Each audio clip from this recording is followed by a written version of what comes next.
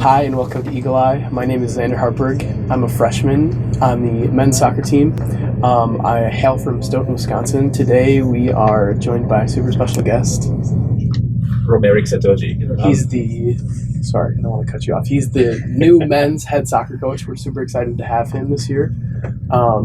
We love you as well, Hummer, but we also love this guy. We have a few questions. We're going to do a little background first. Where did you grow up?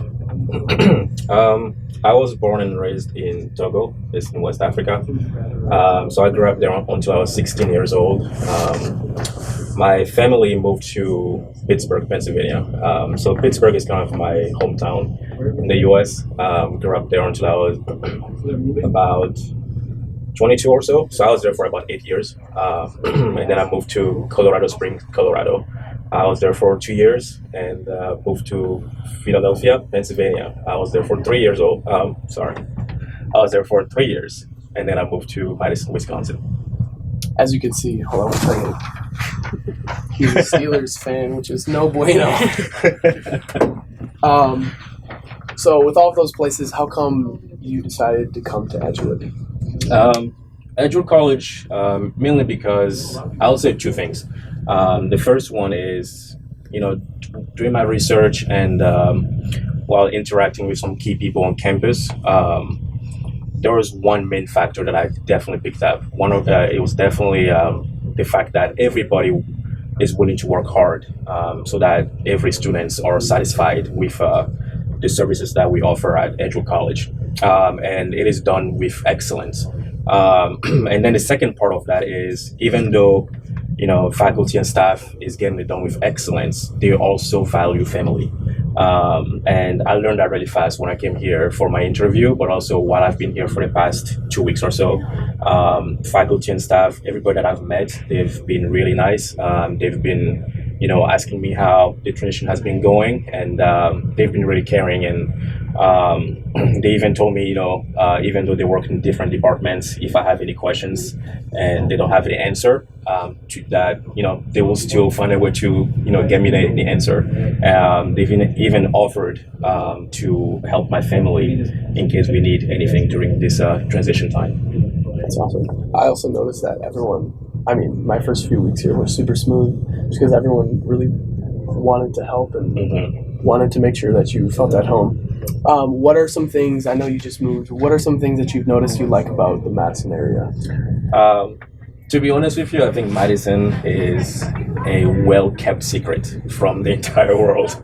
I know, right? My family and I, we've been, enjoying exploring the area, and we're, starting to fall in love with it. So we've been going to the picnic points. We've been to the Union Terrace. We've visited the zoo. We've been to Elver Park. And so there has been a lot of fun, areas in Madison, and we really love the fact that it's very outdoorsy. For a cold place, it's quite outdoorsy, where there's a lot to get done outside, and whenever you're inside, you feel like you have to go outside to get something done. And another part of Madison that we like is it has a feel of like a big city. It has everything that a big city offers, but everything is less stressful. The people that we've interacted with have been really nice and easy to talk to, and everybody's willing to help out. So we are starting to love Madison, and foreseeing ourselves being here for a very, very long time. That's cool. Do you have a bike? Yes. The bike trails are super cool. I don't know if you've checked them out. We haven't tried them yet, but that's the plan for the summer, to take out the bikes and go around and explore Madison a little more. Before you moved here, you must have done a little bit of research. So what was the most exciting thing knowing that you're moving to Madison and coaching at Edgewood? That's a good question. I would say it goes back to what usually fuels me to coach. And it's based on the Bible verse, 2 Timothy 1:6, that says, fan into flame the gift of God which is in you. And that's something that has defined my career as a coach so far, where every single day, I'm waking up willing to fan into flame that gift of coaching that God has given me. And honestly, I'm really excited to be here because I truly get to fan into flame that gift. So I'm looking forward to coaching. I'm looking forward to learning about coaching. I'm looking forward to getting better as a coach. And I'm looking forward to coaching the team, coaching the program, but also serve them as much as I can so they can get to know themselves as well. And in turn, my players get to fan into flame the gift that God has given them as well. Yeah, that's a good answer, Coach. That's a good answer. Some more soccer-specific questions. I asked some of the guys on our team what were some things that they'd want to ask Coach. With that being said, nothing too crazy. We don't want to expose him at all. But Jack Kautzer wanted to ask you what the best coaching moment in your soccer career has been. The best coaching moment, I would say it actually goes with what I just told you about, fanning into flame the gift of God, which is in me. So it kind of goes with that in the sense that I enjoying seeing my players, come to me and be like, Coach, I get it now, or I got it, or, I did it, so as in like, throughout the season, throughout the school year, we're continually talking about, try this, try that, because I believe you can do it. But most of the time, the player doesn't see it for quite a while. And then at some point, they start seeing that, what? I have some abilities in me that I feel like I need to explore. And then the more and more they're exploring those abilities, the more they're realizing, what? In a sense, there is no end to these abilities. In a sense that you can spend your entire life exploring the same talent that you have, and you can never find the end of it. And I think, that's something that gets players excited once they discover that, oh, I have this thing that I can use to contribute to the common goal that we have as a team. And, that's, yes, I know we're talking about, finding a coaching moment where we were able to score this amazing goal, which there are some, but honestly, you probably can't define that into one single moment. Exactly. There are so many different moments, and those moments are, it happens on the field, but it also happens off the field, because, there are some student athletes that unfortunately just struggle in the classroom until they figure it out, oh, I just need to get to know myself in terms of my time management. And then once they discover that, they are able to accomplish a lot in the classroom. And then they come to you and they tell you like, hey, Coach, I did amazing this semester. That makes me happy. That's the best moment for that season right there. But also there are moments where, the player is on the field and for a while they've been struggling with their confidence in a certain area on the field, and until they start realizing, what? I have this ability that I can use to overcome that. And once they get there, they get it done and you get excited about it. So those are the moments that, it keeps me going, so that I can continue work on what I do in terms of coaching. Very cool. The next question, this is sort of along the same lines, but what is the most rewarding part about being a college soccer coach? Would you say to see those moments when Definitely kids sort of have that aha? Mm-hmm. Yeah, definitely. And I would say, moving forward with that as well, whenever the student athlete graduates and they are still continuing to use what they've learned during those 4 years while you were coaching them. You see them, outside of soccer, you see them 4 years later once they've graduated, and you're seeing them become the men that they're supposed to be, and they're leading their family, or they're leading other people, they're serving other people. That's what we love seeing, and that is definitely one of the most rewarding moments when it comes to coaching. I'm getting emotional. Awesome. What is something that you had struggled with as a coach, and possibly in the past or now, and how did you make the changes to overcome that? Brandon Storhoff asked you that question. I would say two things. So the first answer is my accent. So whenever I get, really excited about something, or I'm just really emotional about something, or I'm feeling upset, my accent gets really heavy. So I know that during those times, my players struggle to understand what I'm trying to tell them. So that is something, it is an obstacle, especially during the game, where you're trying to say something and then your player cannot understand what you're trying to tell them. So that is something that I have worked on over time, just to understand that whenever, I'm excited, whenever I'm upset, or whenever I'm becoming emotional, I still need to control my pronunciation, so that my players can understand me. So that's something that I'm continuing to work on, and just getting better at speaking better English. And then the second answer I would say is repeat the question again. Oh yeah, that's right. What is something you had struggled with as a coach, and how did you make the changes to overcome that? So the second answer, honestly, is the fact that after every season, I always have that feeling that I could have been a better coach for those players during that season. That's something I struggle with, but at the same time, that's something that Pushes you almost. Exactly, that's pushed me to become a better coach for the next season. And then obviously after that season, I still have that feeling like I could have been a better coach still. And then it pushes me to go into the off season with all of my plans to be a better coach for the next season. So I mean, my personal goal is to be a complete coach for my players. Complete coach as in, when we step on that field, I will have all the answers that my players will need. But at the same time, off the field, I will still have those answers for them. I want to make sure that I'm there for my players.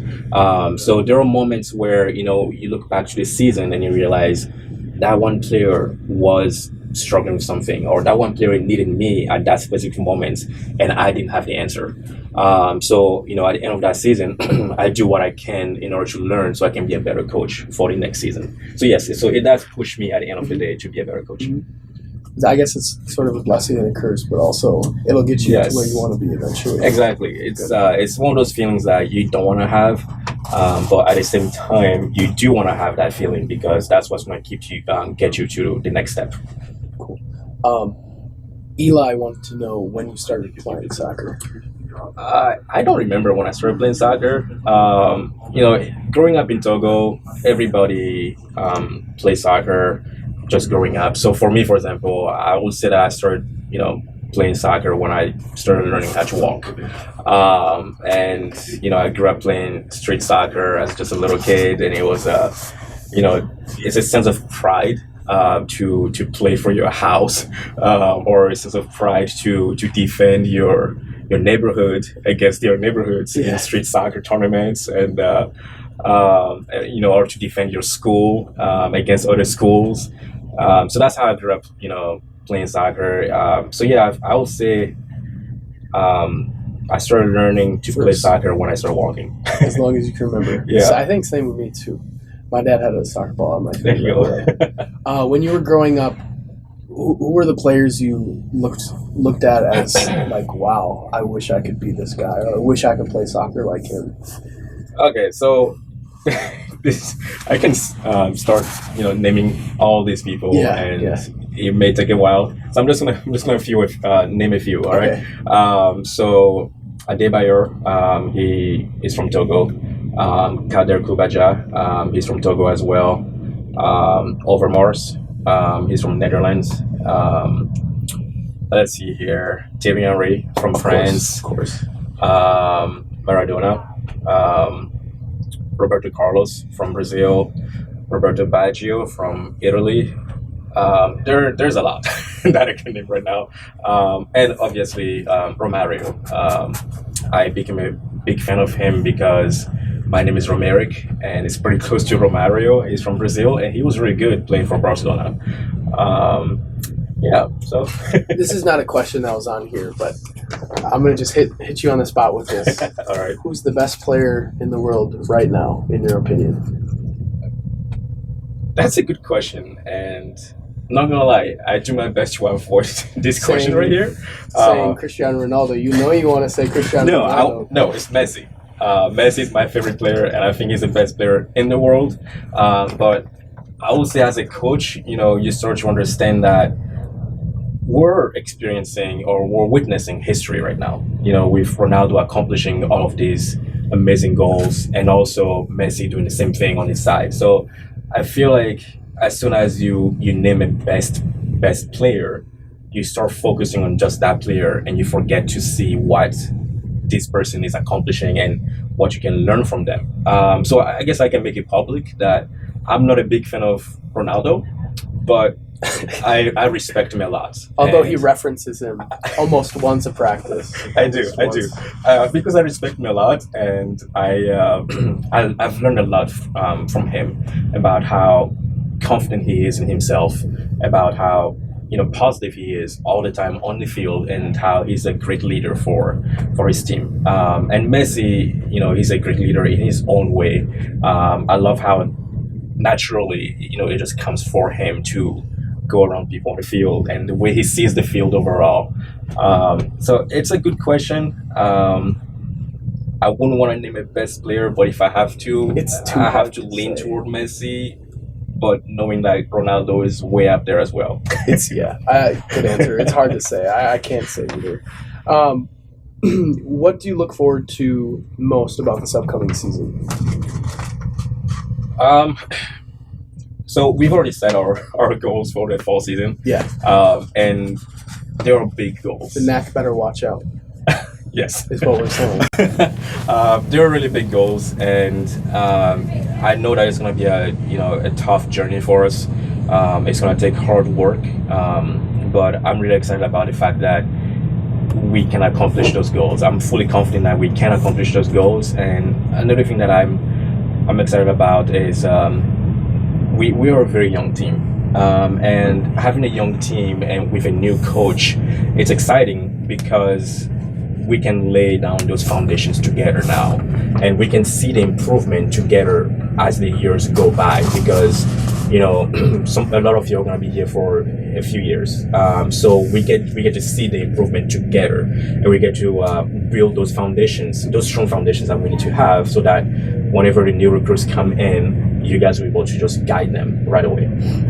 So I'm really excited about that, just laying down those strong foundations so that we can accomplish our big goals, and we're going to accomplish them this fall season. We're excited. We're definitely excited. And then the last question is, what was your first impression of our first practice? Not gonna lie, I was really excited. I tried to hide it from them so that they don't get, overly confident and all that. But I was really excited. We are a very talented team. I can say that this is probably the most talented team that I've ever coached. But, we need to work on our focus and discipline if we do want to accomplish our goals. We can't just be talented. We have to put in the hard work. So what I mean by focus is just, we have our goals. So we need to understand that every action that we put in is going to affect how we can get to those goals, whether we can even get to those goals. So every action off the field, every action on the field is going to impact that. And the discipline part comes in the sense that now that we're focused, it's going to take so many steps to get to those goals, and we have to discipline in a sense that there are going to be things that are happening to us left and right, but we can't lose our focus by looking at what's happening left and with what's happening on the right side. We just need to be focused and stay disciplined with what we need to accomplish. So we need to work hard, we need to work smart, we need to work together. So that's the perfect discipline that I'm talking about. So we do need our focus and discipline in order to in a sense, celebrate the fact that we're very talented. Disclaimer, boys, don't let it get to your head. Exactly. Don't let it get to your head. Thanks for tuning in to this episode of Eagle Eye. As the spring season begins to wrap up, baseball has a home game on Wednesday against University of Chicago. Men's golf is hosting the Edgewood College Quadrangular. Women's and men's track and field will be at the NACC Outdoor Championships. And women's tennis will be at the NACC semifinals on Sunday. If you want to know more about Eagle Athletics, check us out on Facebook, Twitter, Instagram, and YouTube.